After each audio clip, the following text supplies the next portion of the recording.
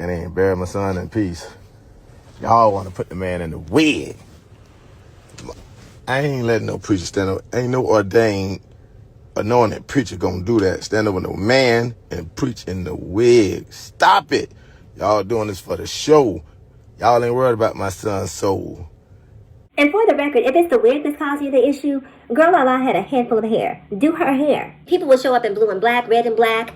They would show up throwing up their set. They would be doing donuts in the middle of the street. I mean, a full-blown gang meeting disguised as a funeral.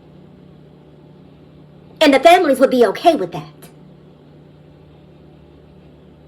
But don't put my son in a wig is the culture that we live in as black people, and that you guys normalize and act like the gang culture is okay, but a trans person being themselves is not okay.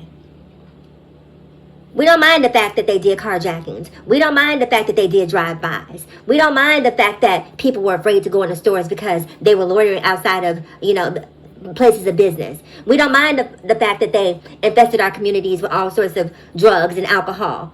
We don't mind the fact that they disrespect and exploit women. They're not trans.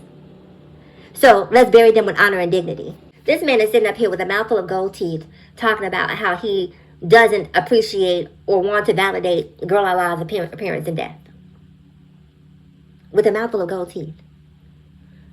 Now, I don't know, maybe that's a Florida thing.